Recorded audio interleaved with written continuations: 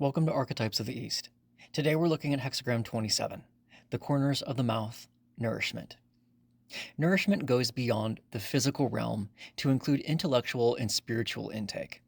With this foundation, the Oracle urges vigilance regarding both what we receive and what we provide to others, paralleling the way that we carefully select physical food with the discernment needed for intellectual, emotional, and spiritual substances. An individual in their right mind wouldn't eat just anything. The superior ones should not consume every influence, piece of information, or desire without discernment. Parents, leaders, and teachers bear the great responsibility to nourish society, and this requires great wisdom. The I Ching calls for deep introspection into what we consume daily and what we have to offer the world. The powers of speech and communication, and how one receives and projects information, are indicators of one's character. The principle of Hexagram 27 is the ecology of caring. Hexagram 27 follows the great taming of Hexagram 26.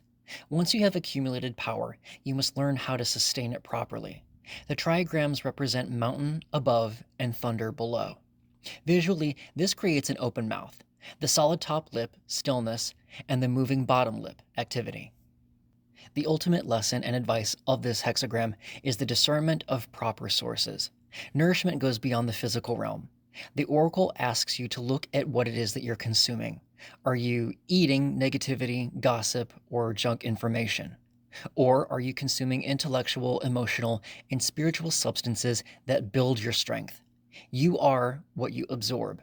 You are what you eat. The mouth is like a two-way gate.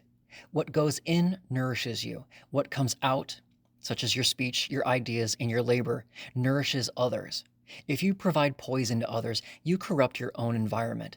If you seek nourishment from the wrong sources, you become meager and dependent. The action to take is to have a balanced intake. In career, this is about ensuring that your work is truly fulfilling, not just paying the bills with hollow effort. In relationships, it's about the give and take, ensuring that you aren't starving while trying to feed everyone else. The key of this hexagram is sustaining, rhythmic, selective, and observational. It feels like a garden or a kitchen. The focus here is on the sense of care and growth. The energy is organic. You're looking at your habits of consumption. Are you seeking nourishment from those who have nothing to give you? Are you feeding yourself at the expense of your own integrity? The image of hexagram 27 is mountain over thunder. At the foot of the mountain thunder, the image of providing nourishment. The superior person takes responsibility for their words and is moderate in what they eat and drink. The strategy here is about selective consumption. Careful of words, temperate in eating. This is the practice of moderation. It means not overindulging in things that provide us a quick high, but leave you spiritually malnourished. The I Ching warns, if you want to know what a man is like, look at what he nourishes and what part his nature he cultivates. Do you nurture your higher self or your animal desires? Just as we can take in life, we can give it with our words. The oracle disdains words that spread harm and slander instead of vitality. To know a person's nature, observe what they take in and what it is that they give out. The judgment of hexagram 27 states, the corners of the mouth, perseverance brings good fortune. Pay attention to your provision of nourishment and observe closely what an individual seeks to fill their mouth with to know their character. The judgment here is a call for radical discernment. It posits that there is no such thing as a neutral intake. Everything you touch, everything you hear or watch, is being ingested into your character. To change your life, you must change your menu. The advice here is to adopt a high vibrational diet. The I Ching encourages taking in what is high, noble, and wise. If you consume gossip, you become a person of suspicion. If you consume wisdom, you become a person of depth. Observe others through this lens as well. To know someone's character, observe what they consume. A person who hungers for drama will eventually create it. Information hygiene is important. Are you fueling your ambition with doom scrolling and comparison, or with skill building and self-reliance? Building a pantry of assets that sustains you is important when things get difficult or lean in life. Words are the food that you serve to others. Are you serving flattery, bitterness, or the truth? Consider whether your speech nourishes people. Are you building things up or are you tearing them down? In the realm of career, goals, and ambition, watch carefully what you intake. You can curate every aspect of your life: your media, your news, diet, social circle, etc. If you don't feel at your best or if something feels off, don't consume it as a source. Let your conscience tell you openly about what benefits you and what harms you. Build up a personal pantry of skills and connections in order to become more self-reliant.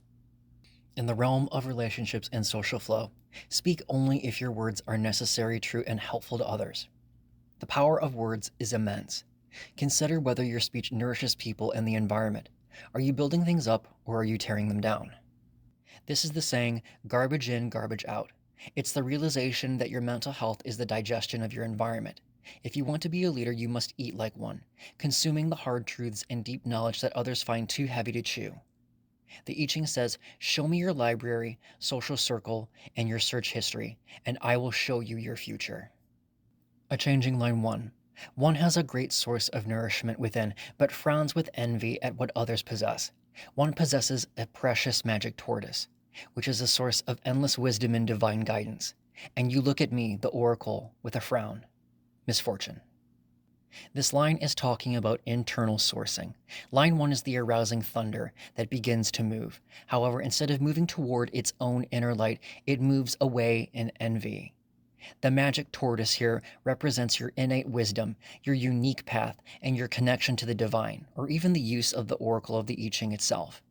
It is the endless reservoir that requires no external fuel to use. The advice here is the folly of envy. One possesses a source of endless wisdom, and you look at the world with a frown.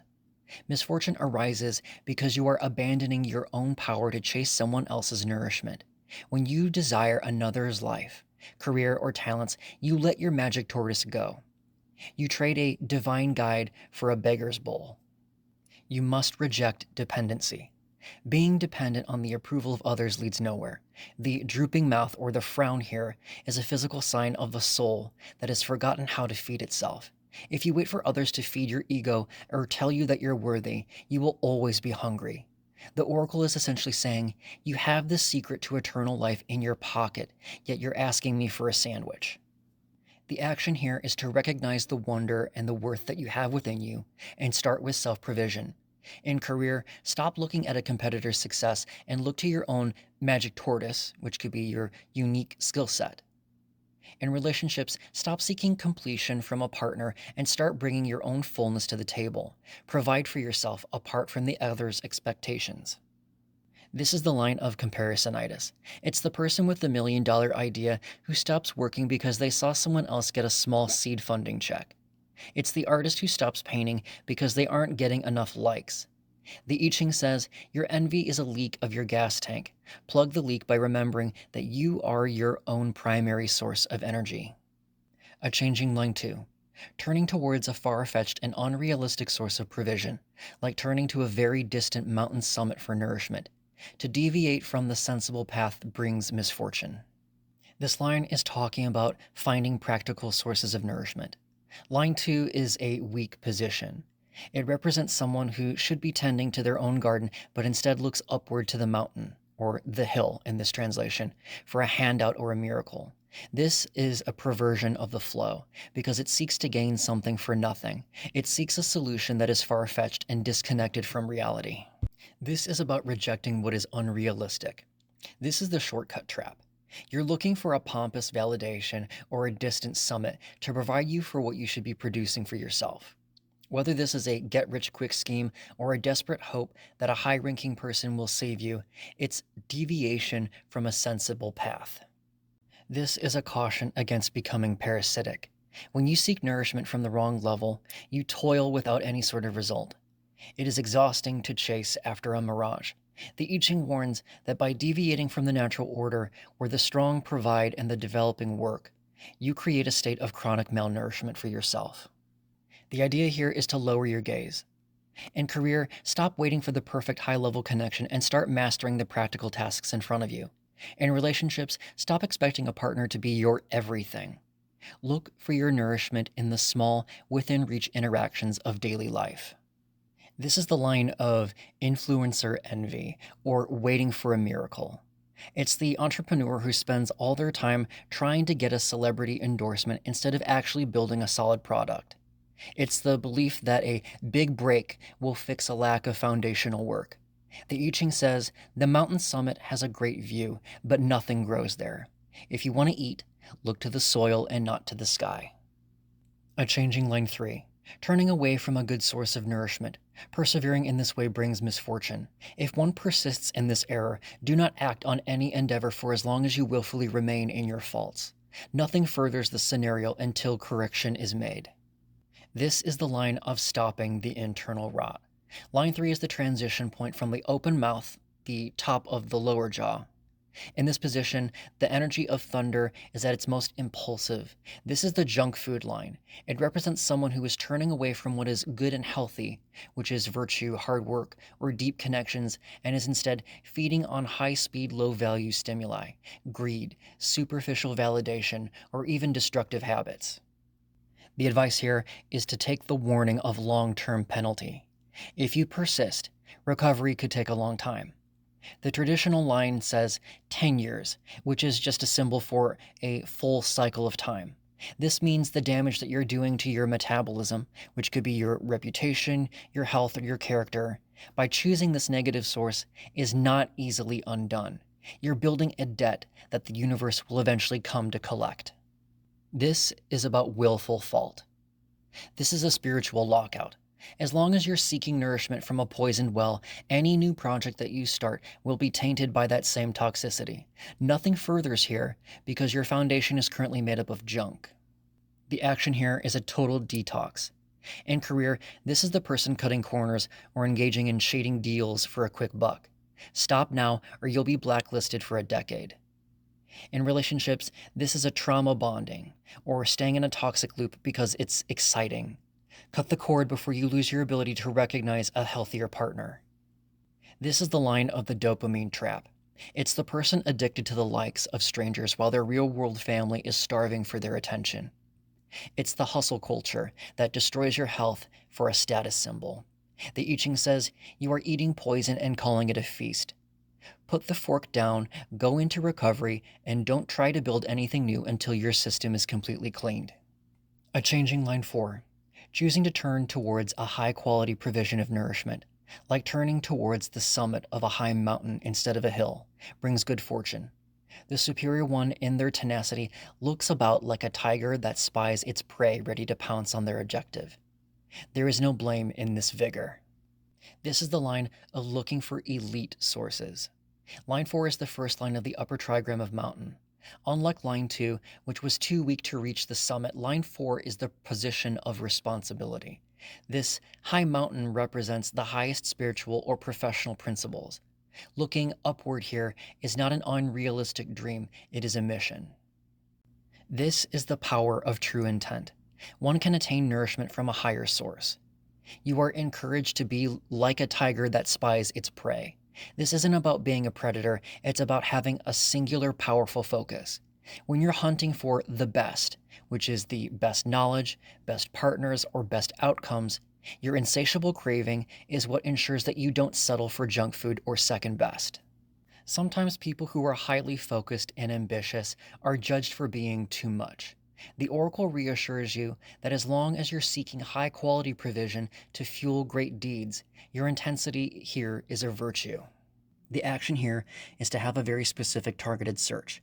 In career, don't just look for a job. Be the tiger scouting for specific industry-disrupting roles that match your utility, your magic tortoise in line 1. In relationships, seek out those great influences who challenge you to grow. It is good to partner with them to create a collective strength. This is the line of the high-performance flow. It's the entrepreneur who isn't just looking for profit, but for a solution that changes the world. It's the hunger of a master craftsman. The I Ching says, when your goal is noble, your intensity is your greatest asset. Don't apologize for your hunger. Sharpen your eyes and pounce on the opportunity that feeds your highest self. A changing line 5. Choosing to turn away from the known, well-trodden path, persevering in what is considered atypical brings good fortune. Do not undertake the great endeavor just yet. This line is talking about conscious dependence. Line 5 is the ruler of the hexagram, but it belongs to the trigram of mountain or stillness. In this context, the mouth, this is the upper jaw, it does not move. This represents a leader or a seeker who realizes they cannot provide everything for themselves. They must turn away from the well-trodden path of the ego-driven hero and instead learn to receive. The advice here is that there is a necessity for deviance in the unorthodox. One is being unorthodox, but with good intentions. This is the atypical path. Sometimes, to truly feed the soul, you have to stop doing what everyone else is doing. You might need to step back from a traditional career or a social expectation to cultivate an intimate communion with the divine, or your highest self. This deviance is your highest purpose. Because you're in a state of atypical growth and dependence on a higher guidance, you're not yet strong enough to battle or to undertake the great water of major risks. This is a time for internal fortification, not external conquest. Maintain your noble goals and stay correct, but stay within your current boundaries. In career, this is the professional who takes a sabbatical or a lesser role to preserve their integrity. In relationships, it's about acknowledging that you need support and being humble enough to accept it from those who truly are correct for you. This line is the I Ching saying, "Don't let the world tell you how to be full." If your path looks strange to others but feels right to your spirit, stay on it. But don't go picking fights with the ocean until your intake is complete. A changing line 6, drawing directly from the very source of good nourishment, with a wise, responsible awareness of many dangers brings good fortune. It furthers one to undertake their great endeavor. This line is talking about sovereign responsibility, and it's also the line that's often referred to as the teacher or the mentor line. Line 6 is the highest point of the mountain trigram. In Hexagram 27, this line represents the sage or the leader who has become the source. You have refined your intake for so long that you have become a fountain of high-quality substance. Because you are now full, you are finally permitted to act on a larger scale. Becoming a source of nourishment for others brings immense responsibility. You are now the one people look to for guidance and leadership. This is not a role for the ego, it's a role for the character. You are drawing directly from the very source, meaning you are in constant contact with the source of truth. The danger that this line speaks of here is twofold: the exhaustion of the provider and the risk of those you feed becoming dependent. You must be wise and responsible. If you lose your own intake while trying to feed others, the whole structure collapses. Unlike line 5, line 6 here is telling you to go for it. You are ready to undertake the great endeavor. Because your nourishment is pure and your awareness is so sharp, you can handle the storms of the great water of the endeavor that you choose to undertake next. You are no longer just a person, you are a resource. This is the line of the foundational leader. It's the mentor whose legacy lives on through their students. It's the CEO who isn't just running a company, but creating an entire ecosystem where thousands of families are fed and inspired. The I Ching says, the world is hungry, and you finally have enough to share. Step into the deep water. Your character is now strong enough to carry the weight for others. This concludes Hexagram 27. I hope that you liked the video if you found this info helpful in understanding this hexagram. Subscribe to follow along this series, and in the next episode we'll look at Hexagram 28, Preponderance of the Great, Critical Mass. See you then.